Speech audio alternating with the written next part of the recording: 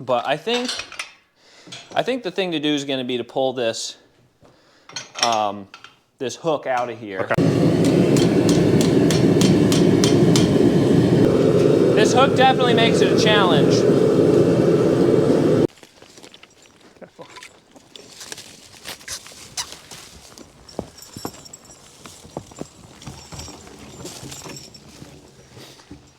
Oh.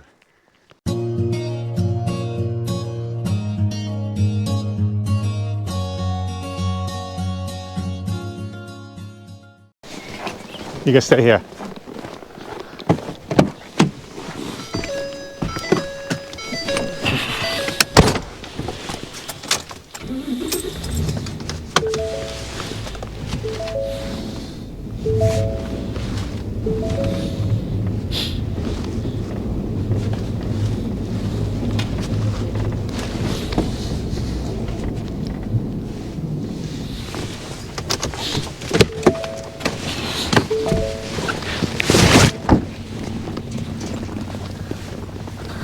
Good morning, everybody. It is about 11 o'clock in the morning, and it is still below zero. And it's a very, very cold day, as you can imagine. Wind is blowing.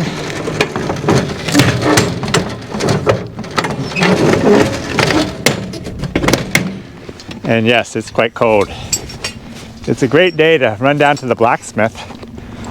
And I told you on my earlier video that we need to fix this whipple tree and get a ring on there. So that's what we're going to do. See you in a few minutes. So here we are in the blacksmith shop. Got my whipple tree and he's going to be working on that. But let's go say hi to... Hi Jim, how you doing? I'm doing good. Good. So guys, this is Hogan Baker. He has this blacksmith shop and he is going to be doing this work for me, and I see he has his forge already going. What are you working on today? I'm making these knives out of, I actually make them out of railroad spikes. So I cut the spike apart and unfold it and make it into a knife. That's very interesting. We were here the other day, and so these are the railroad spikes? Yeah. Explain how you do that. I make a couple cuts on the bandsaw like that, and I could open one of these up while we're here if you want, but as it spreads apart, I use it to form the guard, the handle, and the blade of that right there came from that. Yep. That is neat. With quite a few hours of work. I can imagine, I can imagine. So, most of the stuff that you do is more decorative type of things? Yeah, pretty much. Okay. No one really needs a dagger. No, exactly. Well, I'm so glad you're willing to do this for me. Yeah. So go ahead and I'm going to just film you while you work a little bit, and then we'll get on to Let me actually show you one thing that's really neat, and this is called punching a hole, and it would have been how blacksmiths made their holes back in the day. And what I'm going to do is I'm just going to drive this punch through the steel. So I'll start out, get a heavier hammer. I'll start out by going almost all the way through.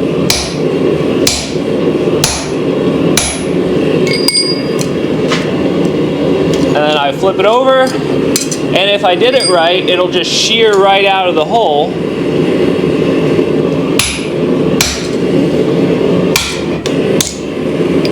Oh, not quite. It'll go.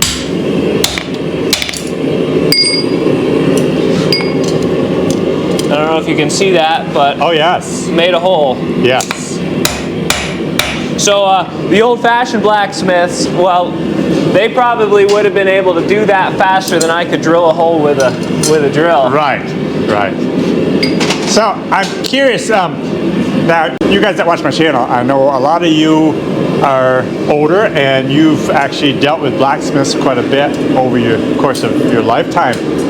And as I think of a blacksmith, I always think of an older gentleman, because blacksmithing is kind of gone out of business type of thing. So Hogan, how old are you? 32. And to me, that seems very young to be a blacksmith.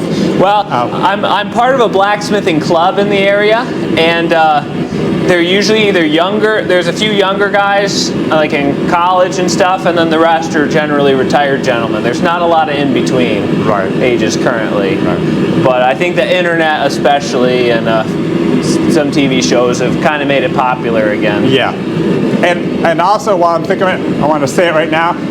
Hogan actually has a YouTube channel, and it is just called your name. Is that? No, it's Adirondack Iron. Okay, so, I will put that on the screen too. Yeah, and, like the chair. Yes, and so check out his channel and his webpage even, because he sells all this stuff, and maybe we can show. But we can show a couple things right even now. There's not a lot out right now. Maybe I could set them out in a minute. Yeah. Okay. And also, if we do want to do a lot of talking, I can just shut this off as well. Right. But anyway, I'm gonna jump over to the vise here and actually, twist the handle. This is what we're going to be looking for right here, Hogan. And you know that, right? So, yeah, that's great. So there's a lot of expressions that come from blacksmithing, but you got one of them is strike while the iron is hot, and I know I'm not striking it, but still, I gotta move. Once you're ready to move, you can't stop. Look at that. Isn't that neat?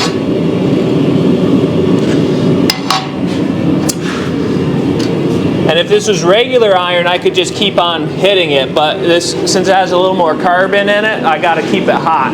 Otherwise I can break it while I'm really?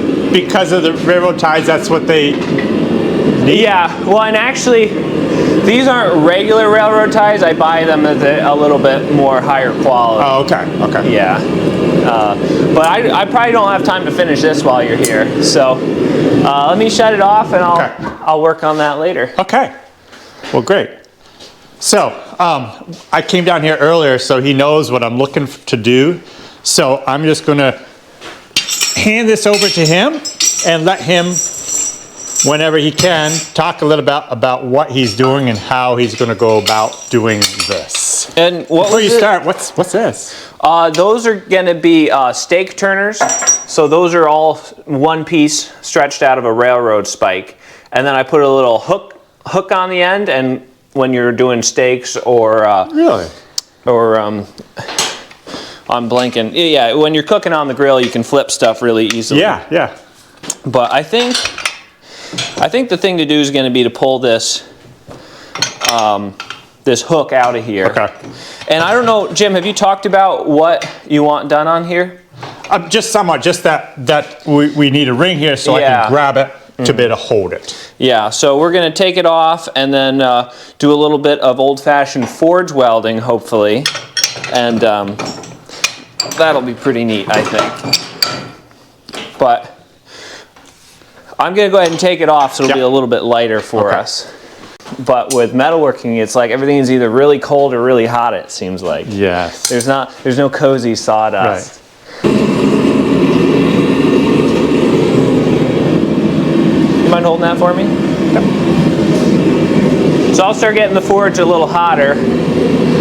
This is what I normally run it at, 3 or 4 pounds of pressure. And we're going to slowly heat it up to about 20 pounds of pressure. And then also, in a forge welding fire, you don't want as much oxygen in it, so I'm choking the fire down.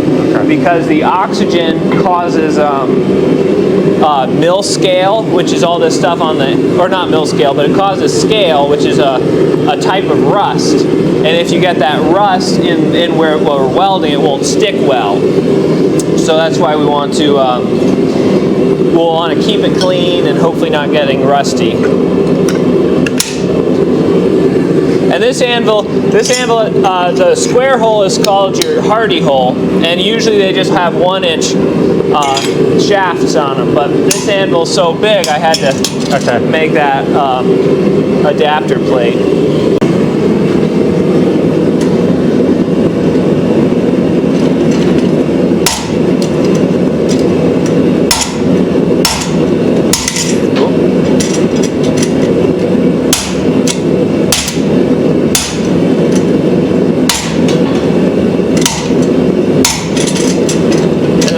blow I want to hit next to where I'm going.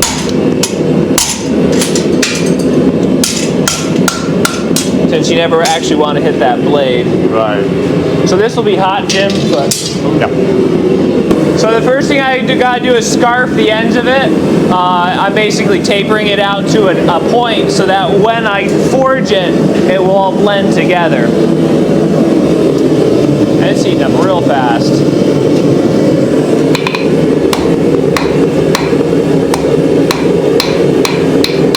And then while I'm here, I'll start putting the ring shape in there.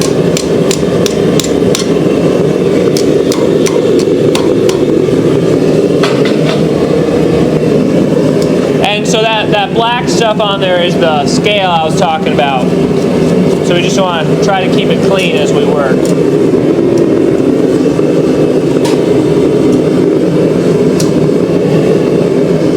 That looks like it's going to be way bigger than we want. Is that true? That's the same length as that? Is it really? That'll work fine. Perfect. Yeah. That's funny. Surprise. So this is basically like a chain link, and the smiths back in the day, they would make a chain link, and like I don't know, just probably about a minute per link. They'd get it done so fast. Right. And then here it's going to take me, 20 minutes just to do one. Practice, practice, practice. Yeah.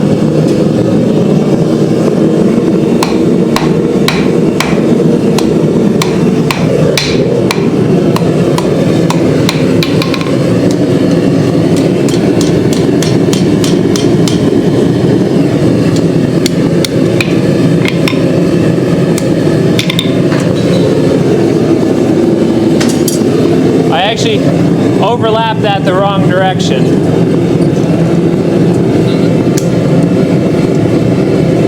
Isn't it amazing how on camera we can mess up so much? I did really good before.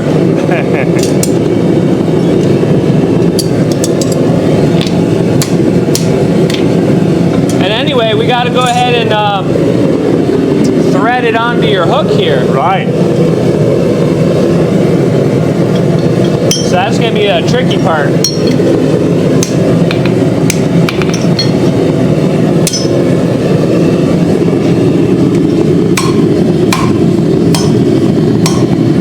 So that's how that scarf should be looking. Yeah. That's heavy.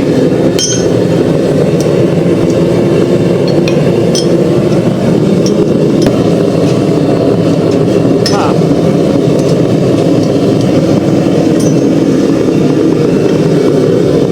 I'm not sure How do you get it in there? if this is going to work. It is starting to warm up in here, Yeah. even for me.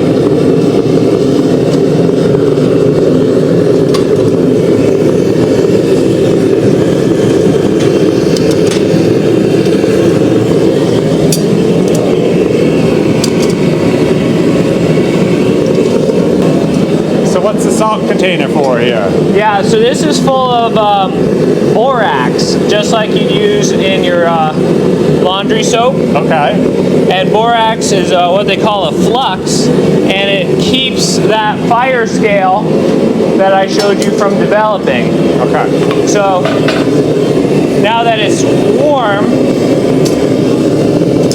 actually it's a little warmer than I'd like, but I'm going to pour this on, and you can see it's melting onto there. Yep. And it almost gets like a sticky candy look. Yep. And that keeps it from getting oxygen onto the metal.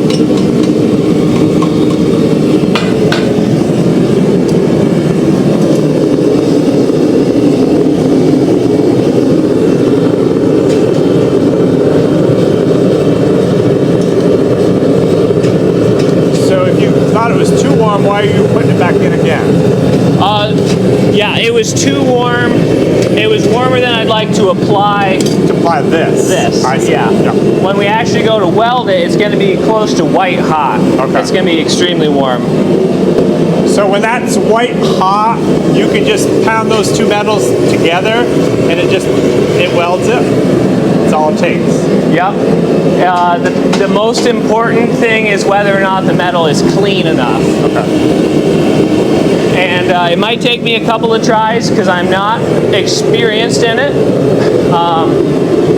But yeah, we'll get it super hot, tap it together, and if everything is right, the metal sticks right together. Okay.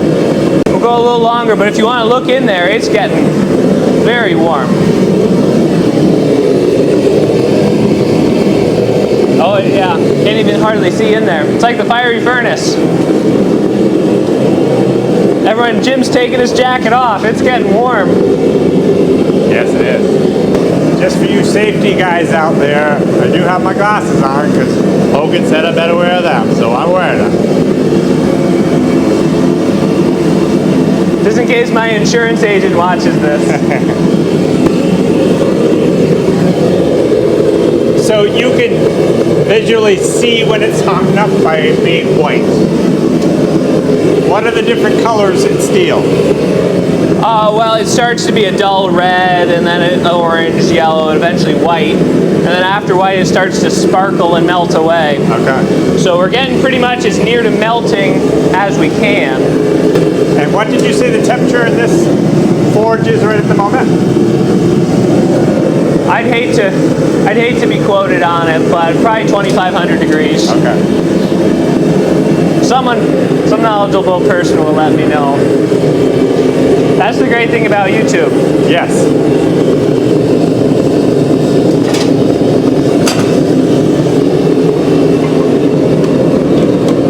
All right, so that wasn't quite hot enough because it didn't stick. Okay. You'll know immediately if it's right. Yeah, because you can see it's still sliding around. Yep.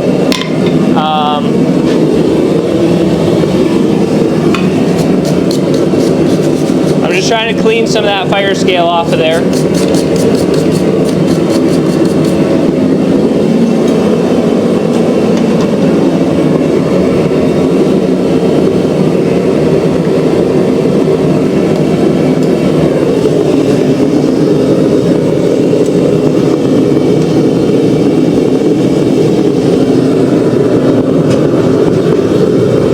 This hook definitely makes it a challenge.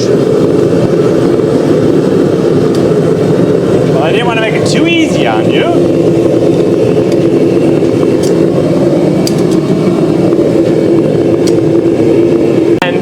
But I used to have a coal forge, and I think it's easier to do small welds like this in a coal forge, personally. Really?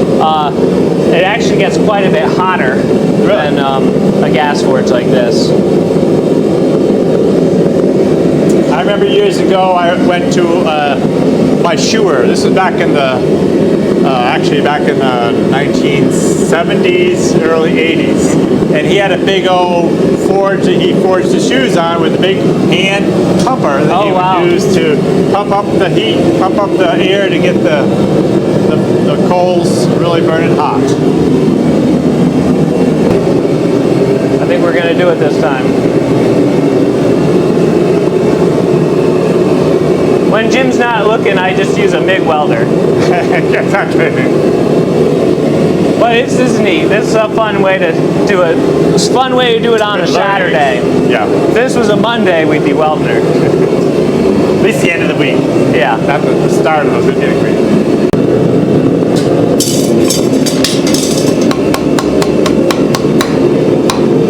There she goes. I believe that did it.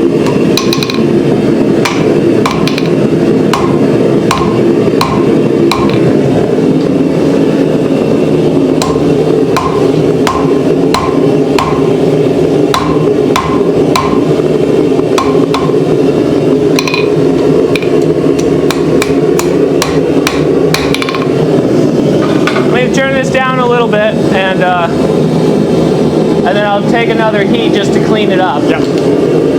So I wouldn't pull a tree with that weld, but it's good enough for Jim's hand. Exactly.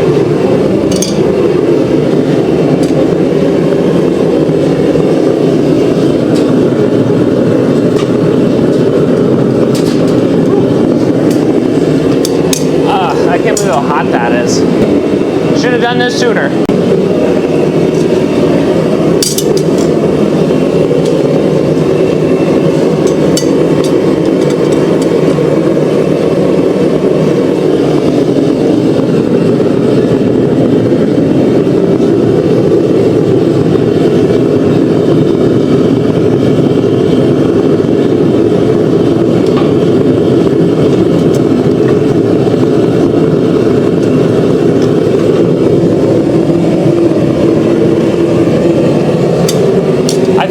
That hook is what's throwing me off. This is so hard to handle. Right.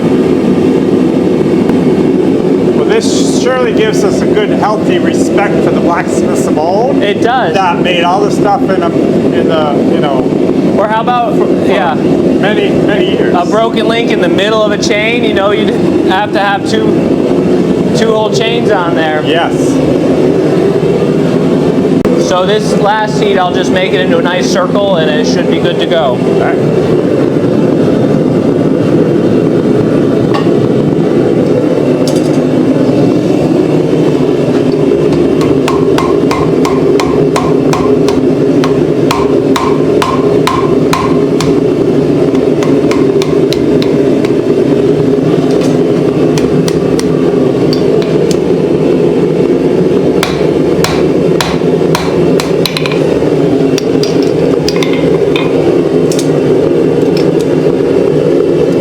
Hard even to make a circle when you connect it to the hook itself. Yeah.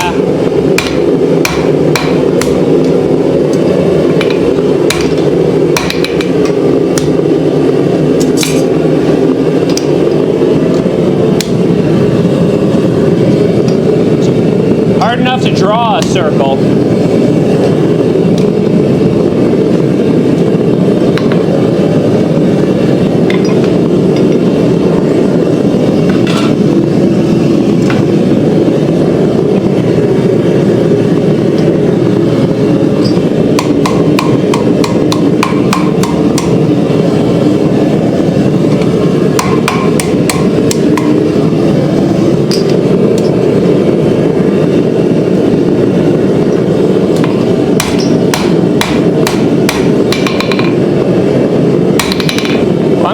Good enough. That looks great to me. That looks great to me.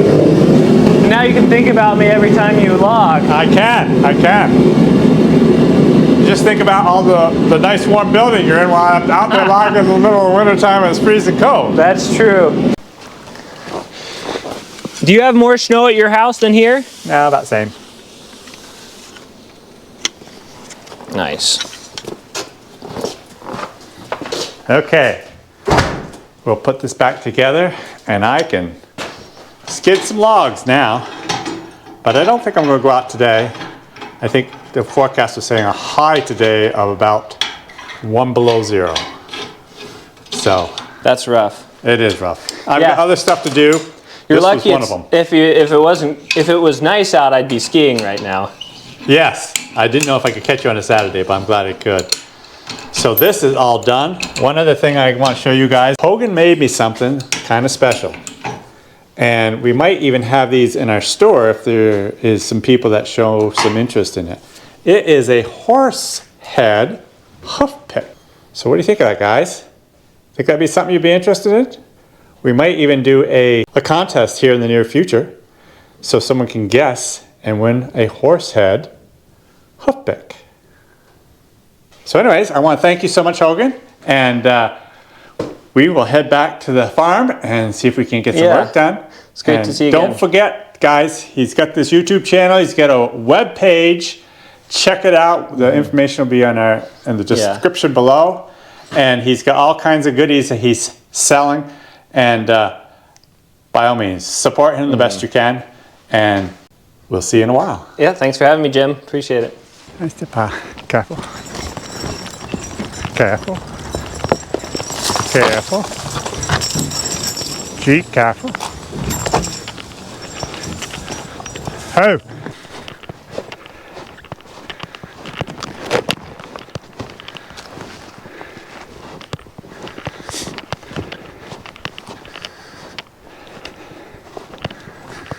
Cuffed up.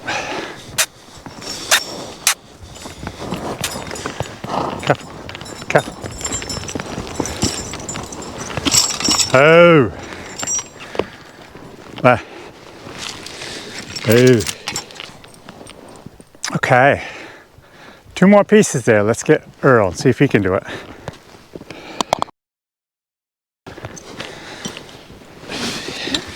Love my ring. You love it? Yeah. Show it. Can you show it close up? Oop, oop.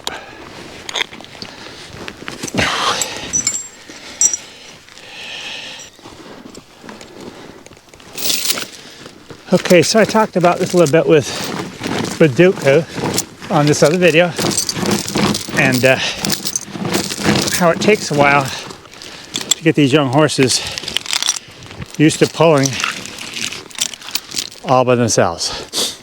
Now, he has never done this before. This is going to be his first time, so I'm going to take the lines, spin him around. Ho, ha, ha, ha, ha, ha, ho, and back, ho. My chain is not underneath. But I'm going to have to ask you to hold him, or at least stand right here and just hold this, just to, don't put pressure on it, just in case, you know. Because I need to get this chain on good.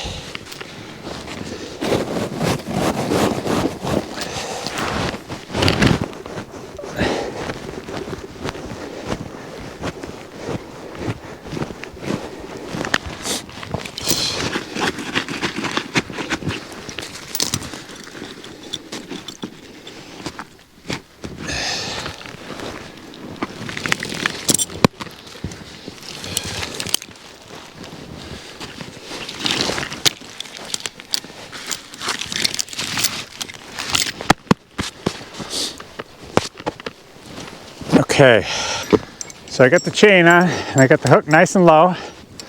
So I'm gonna hitch onto that. Oh, nice and low like this. I will be actually surprised if he just takes off and pulls this log with me driving right here. Like I said before in these other videos, the horses are not used to a person standing right here and driving, because I've never done it this way. But if he doesn't do it, of course, I'll grab his bit and try to lead him with it. All right, careful step. Careful step.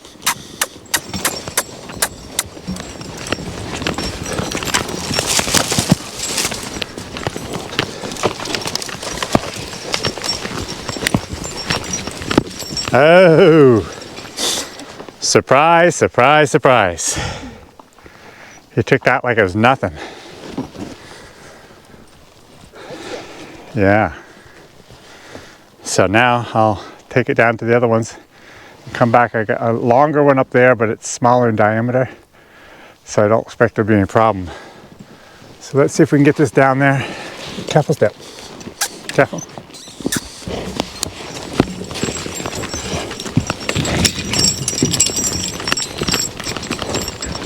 Oh. G over there. G. G. Careful. Careful. Oh. Oh. Well, I'm very pleased with that. So now I need a 4th chain, which I don't have. I could go grab the logging tongs. But I think this basswood right here is in the air. And so I can easily get another chain back onto that, where these other 2 maples are down and might be difficult to get a chain on, so I want to leave the chains there. And we'll go back and get that last log. I cuffed up.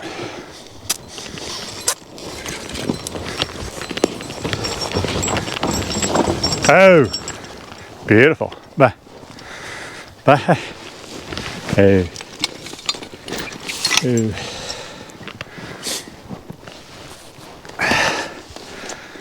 So that's it, guys. Very happy with this guy. To pull like that, as without ever having to do it, having done it before, it was great. Every part of it. So I'm just going to hitch the whoop tree, get the horses back together, and start skidding some logs. You guys have a great day. Thanks again, Hogan, for fixing my whoop tree for me. See you next time.